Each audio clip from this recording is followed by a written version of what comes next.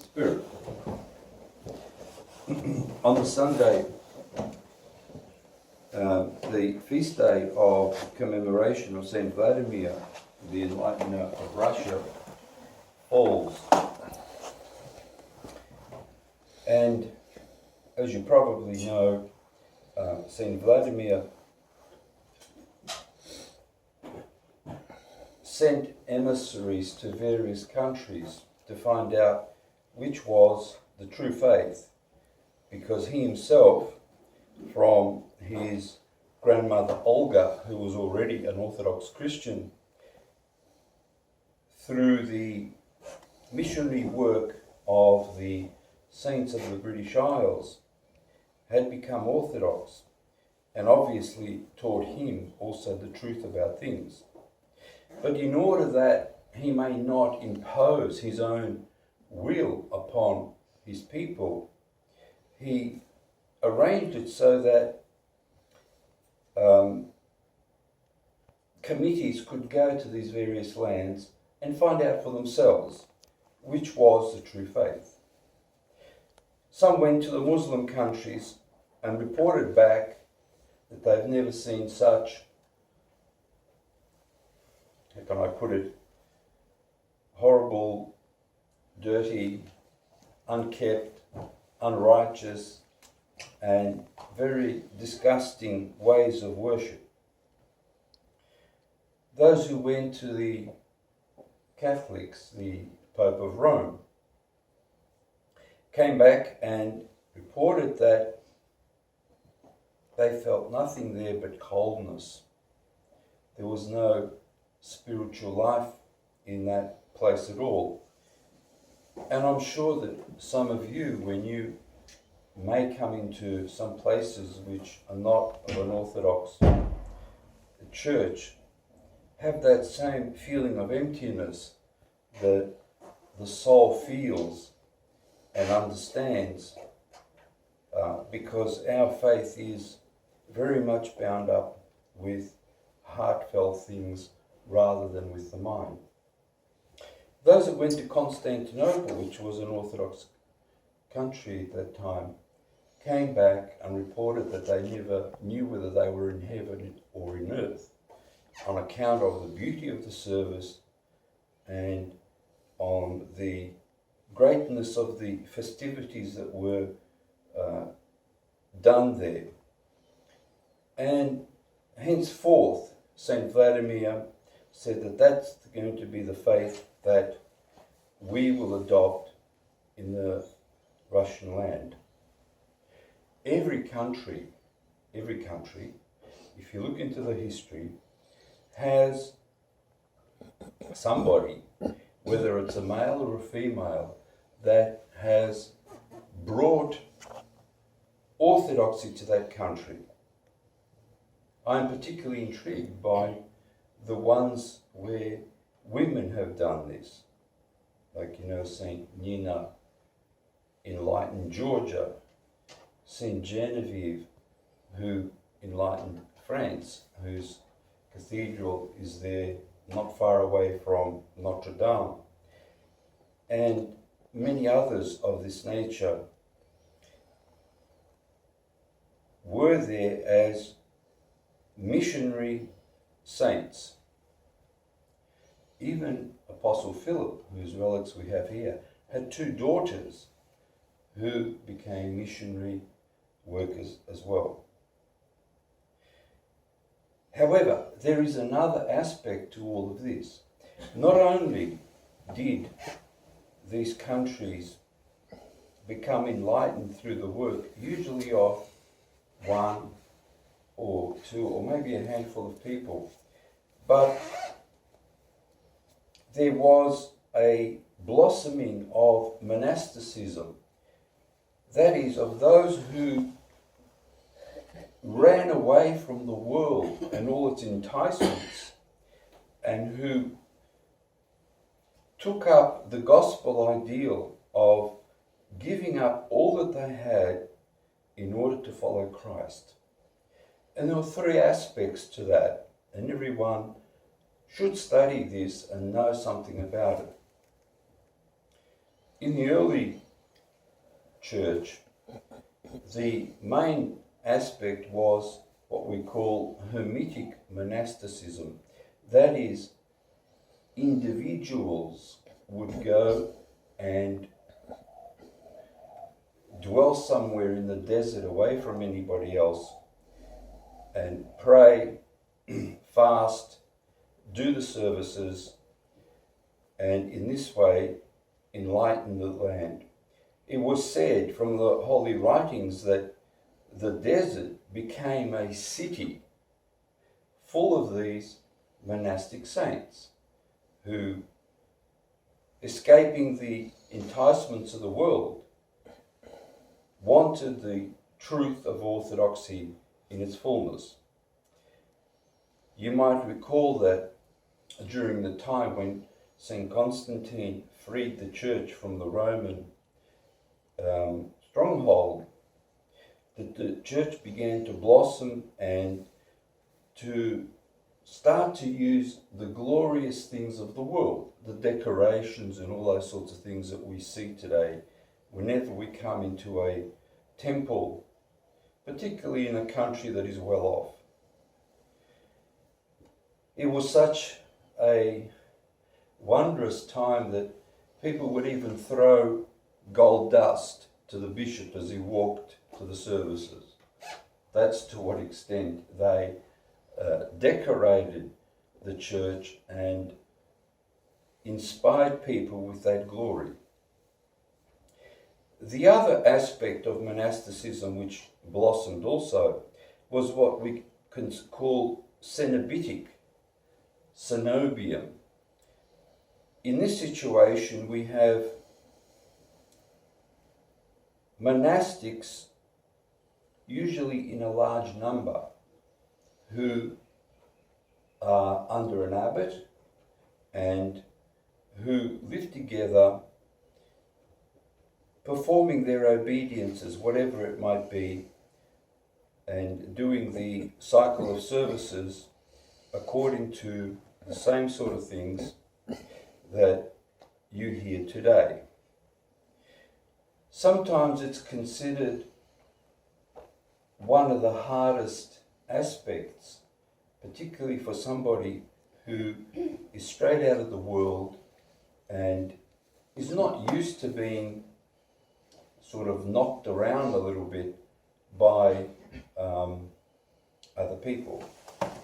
I remember when I was in the monastery in Jordanville, New York, and we were called to lunch, that everybody took their seat on a bench, and people kept pushing me off.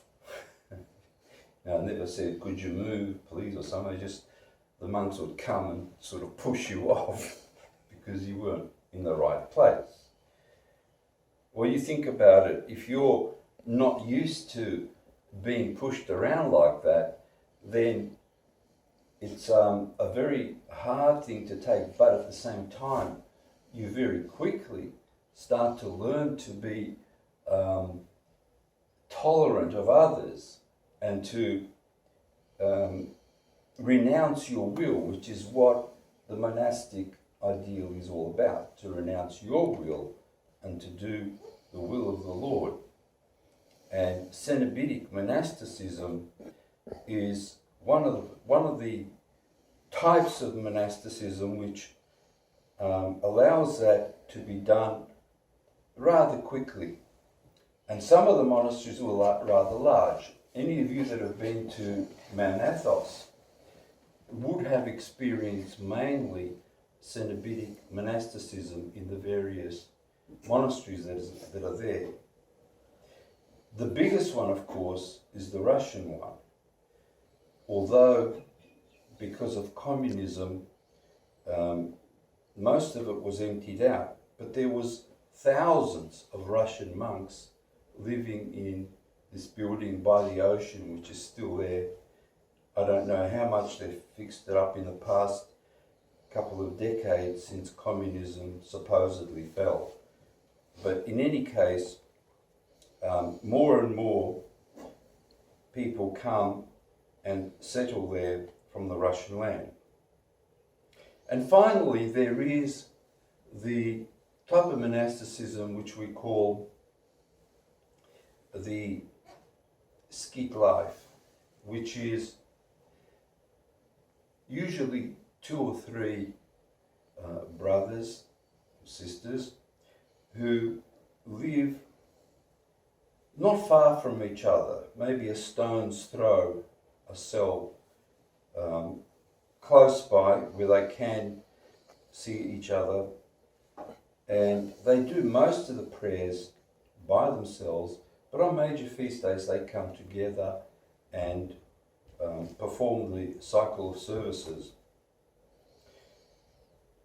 This is considered to be probably the most gentle and easiest form of monasticism if anybody wants to go that path.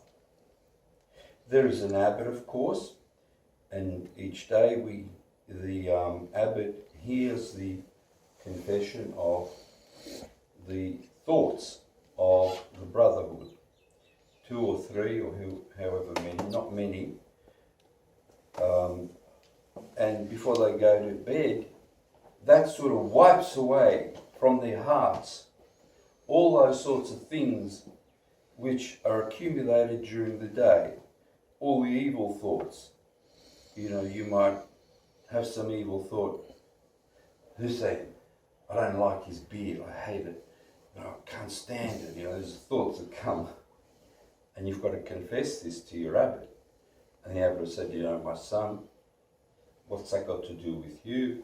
He's lovely, he's a good person, he's got a good personality, he does all the cycle of services, he prays hard for you, and tries to help in any way he can.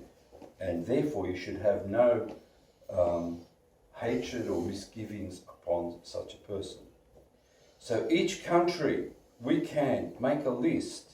In fact, we did once, and we should make some more copies of this, of the 3 forms of monasticism that occurred in every country.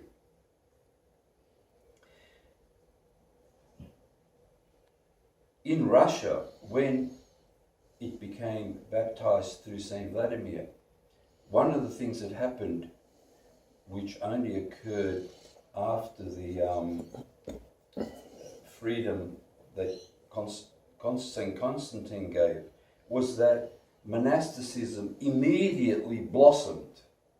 There was no sort of period, years or whatever, but straight away people left their lives and went off into the deserts of Russia, which were usually deep forests, very easy places to be hidden and to live alone and pray alone. And often very difficult to get to. The Russian land in many areas has very flat topography, and the rain that accumulates forms swamps, some of which are not noticeable. And this also adds to the difficulty of living in that sort of land and knowing how to survive. When the Second World War occurred and the Nazi armies went into those places in Russia, many of them perished by falling into these swamps and essentially drowning in what we call quicksand or mud or things like that. Because once you fall in, it's sort of like it sucks a person under very quickly, and you can't see the water or the situation there, because it's covered with a green growth, which looks very enticing to step into, but you step into it and drown, perish in one way or another. And because of this, Russia straight away gave rise to many saints from all three forms of monasticism, the Hermetic, the Cenobitic, and the Skit type of life. And that continues to this day. Even under communism, that was not eliminated, even though they tried to eliminate it. But people, because of the size of the land, were able to go and hide and pray there and do these sorts of things. The same occurred in countries near there, like Romania, Serbia, and other areas like this. I remember one monk that we met on Mount Athos, Father Panteleimon, which you may remember. He was brought before the communist tribunal and questioned about his faith. You know, why are you doing this? Why are you wanting to become a monastic and not, you know, sort of going along with the rest of the people in the world, having a normal job and whatever? And he said, well, what is wrong? I mean, we're not doing anything bad. We pray, we do good things, we help others. And because it was already the period where perestroika had occurred, they let him go. They didn't cause him harm, although they did make it difficult for him to move around and to do the sort of things that are needed to be done in freedom. However, had it been during the time of Stalin or whatever, chances are they would have sent a person like that to the gulags, where, if they were lucky, they survived a year or two before they were worked to death or shot for some reason that was usually not right. I don't know what's going to happen here in Australia, because Australia has never been enlightened as the other countries have been by saints that have come and settled in the various desert areas. And we have wonderful desert areas and wonderful potentials here. But it seems to be that people try, but somehow or other it never really takes off and forms a enduring community. I know that some of you have visited some monasteries here, but you have to realize that the monasteries that we do have here have usually been established by the bishop or the authorities in a particular jurisdiction.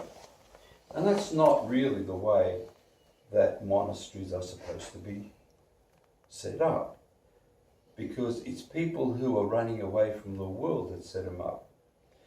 And the best example are our own founders, Father Herman, Father Seraphim, whose Akafis we started to read today, who first of all had a bookshop next to the cathedral on Gary Boulevard in San Francisco, but realized that they could do much better work if they were in a place where they were not bothered by the people of the world and could print books, missionary material, and all those sorts of things. So they found a place about 5 hours drive from San Francisco, quite a difficult drive, and established a small skit there, a skit life, because there was two of them. Well, there was a bit more, there were a few more initially, but most of them left, leaving only Father Herman and Father Seraphim. because they were not established by the authorities, by the bishops, they faced a lot of persecution because the church authorities could not control them the way they would have liked to.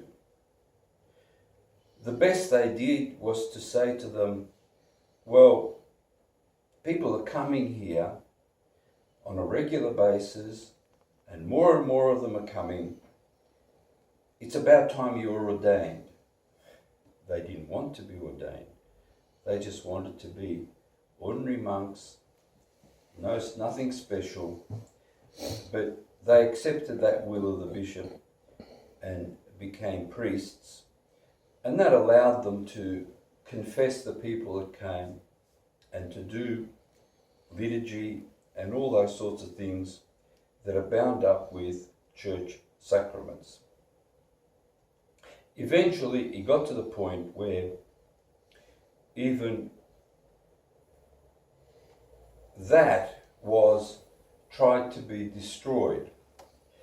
Father Seraphim died very early on account of illness,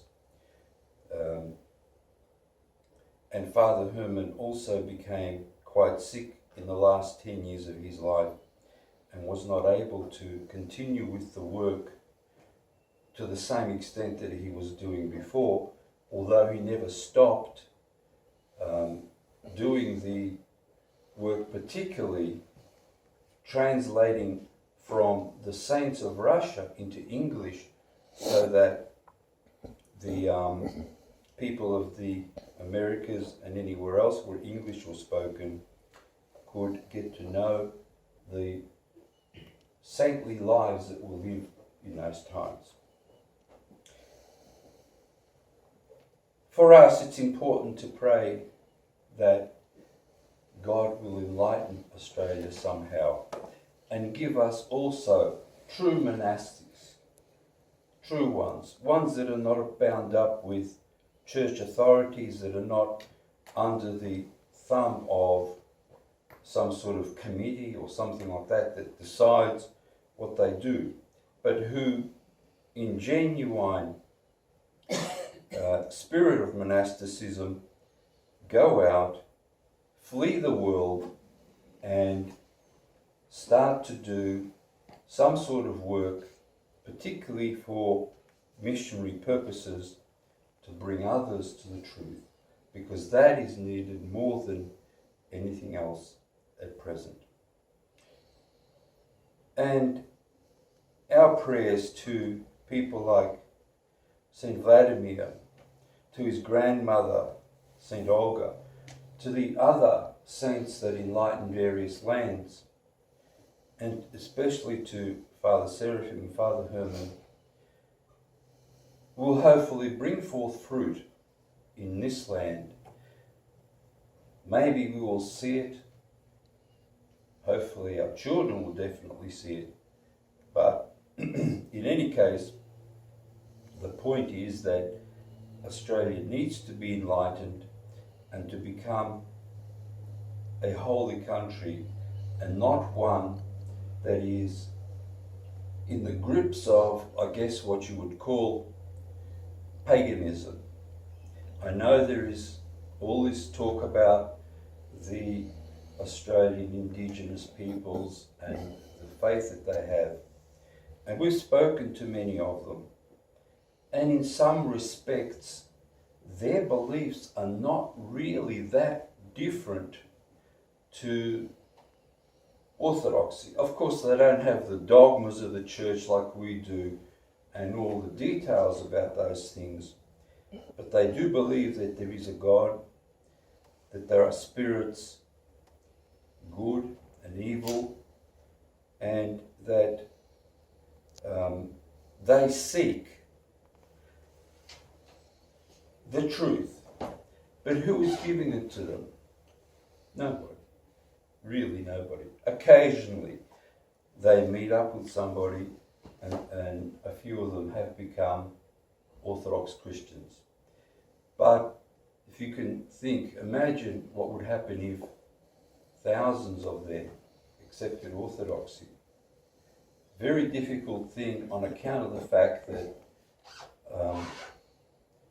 the Christians, so-called Christians of early times, when they came to Australia, tried to essentially genocide these Australian Indigenous peoples.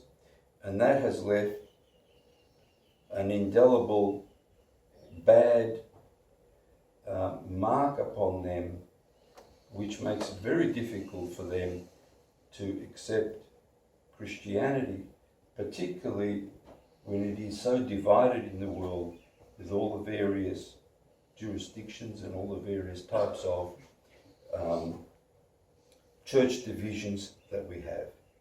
May God help us in this. May God help us in bringing these people to the truth, including those who have come from Orthodox countries who seem to be doing very little in that respect. As you know, we have the biggest Greek population in Melbourne outside Greece. But where is their fruit in respect to missionary work? Where is it? It's all for themselves and not for anybody else. May the Lord change all this and give strength to all these people that can do the right work to bring the truth of orthodoxy to the many others who are thirsting for the truth and who want to find salvation and who know that there must be truth, but are always pushed away by the politics and all the various machinations which occur in the church hierarchy. God help us through the prayers of Saint Vladimir and of all the other saints that these things may change and change quickly and bring salvation and sanctity to this land. Sanctity, that it may be sanctified and become a holy place. Amen.